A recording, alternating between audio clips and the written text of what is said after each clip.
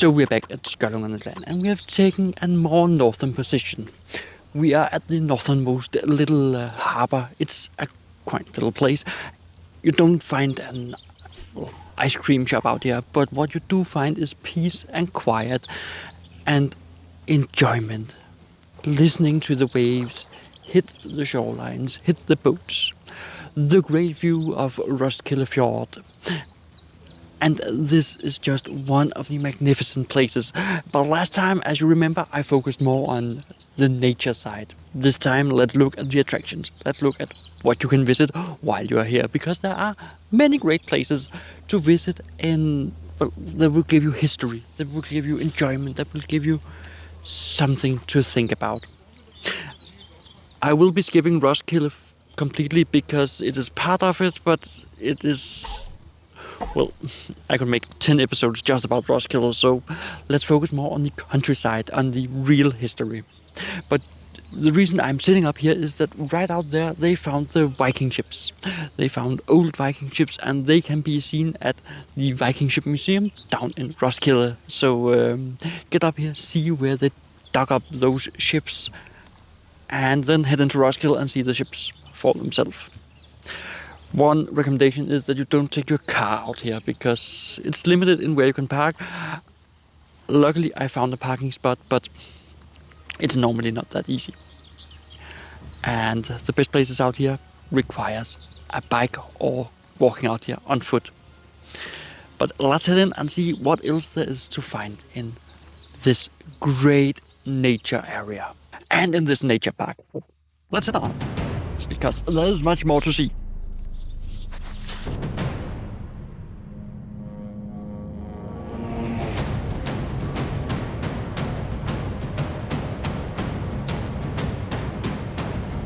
Ever so often when I'm out filming, a local says, go out there. And that was what I did. I went out to this old fishing harbour. This area is marked in the Skjoldungernes Land app, so you can easily find it. And I will write down below what this area is, but I had originally written it off because it's nothing special. It's just a little fishing harbour. No, this is actually a historical site. This fishing harbour is where they used to make the fishing nets they use. Makes the rope they use. They used to fish from here to the entire local area. And the ovens they used, the tools they used have either been here still or have been recreated. So it's a quiet little place. And the great thing about this place is that you can bird watch oh so great. So you get history from, well, there's a signage up here that tells you a lot about the area. Remember to have Google Translate along, and you have plenty of signal out here, so it works fine. So let me just give you a bit about the history. This is a fishing harbour that has been used for 3 generations, and it has been used since 1895. So yeah, for over 100 years, they have actually used this fishing harbour. They used to catch eels out here, and this is a great eel area if you are recreational eel catcher, but for professional use, well, there's not enough eels. But out here, the harbour, the shed, the ropes, all stand as small monuments of the time that has been used here. It is a little monument to the local fishing spirit of the area, because this has been a great fishing area. And the shed out here, the oldest part of the shed is actually from around the time of World War I. Yeah, one. So yeah, it's old, but it still stands, and we have to at least pay homage to places like this. And it is a great way to get out and see some history.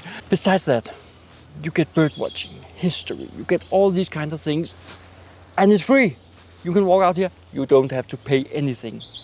And it's all maintained by the Danish government because this is a national park, and this is part of the national park.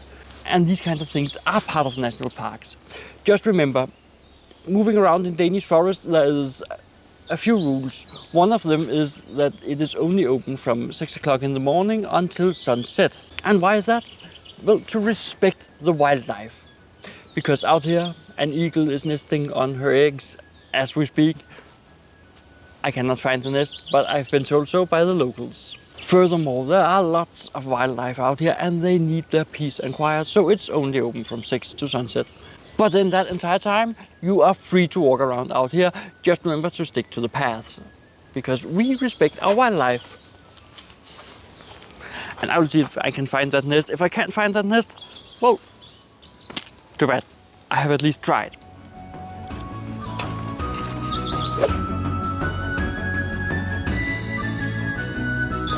At the end of this alley, or this part of trees, you will find Selsø Castle, or Selsø Slot as it is called in Danish.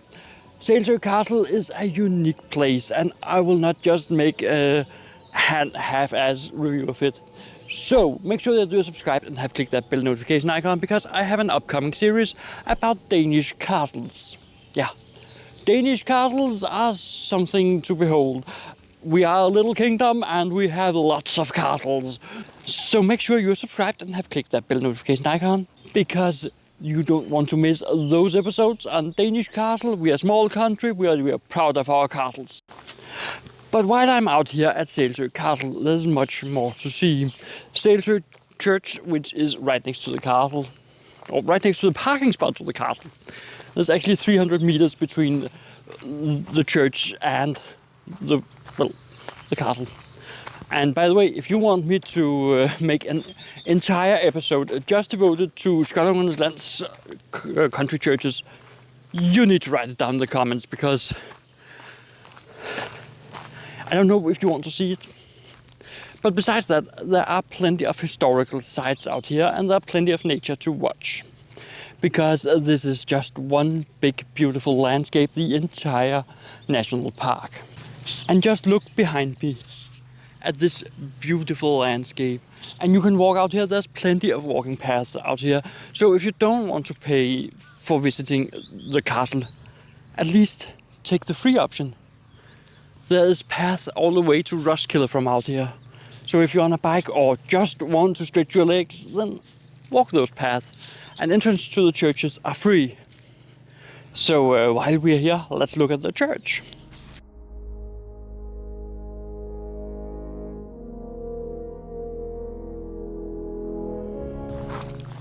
So the church wasn't open? That's quite unusual for a Danish church. Normally you can enter them and you can go in and see them in the daytime. But this one was closed off.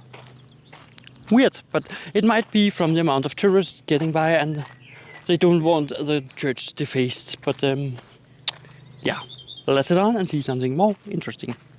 And a little quick tip while you are at Selsø. If you need a toilet, it's right here.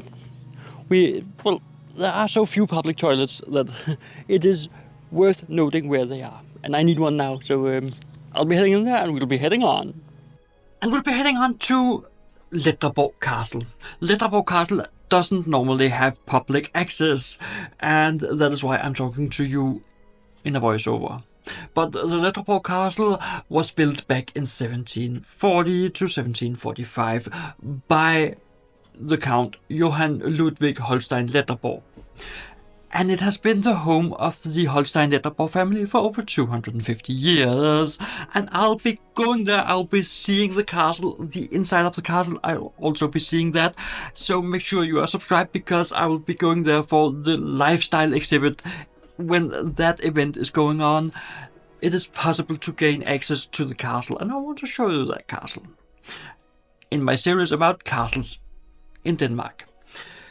And I want to show you the lifestyle exhibits, because when that event is going on, you will see a lot of, lifestyle things. Yeah. I'm looking forward to seeing what that is. And no, I'm not invited. I actually had to purchase my own ticket, so it will be a fairly honest review. But Skjoldungernes Land has so much more to offer, so let's head out and see something we actually can see. So this is a bit embarrassing. I forgot to turn on my mic. I know I have it on, but I forgot to turn it on. Yeah. Basically, I'm sitting out at one of these Viking ships. The Viking ships that was a part of a burial ritual. It was stone ships, so it was stones lined up to be the size and fit of a real Viking ship.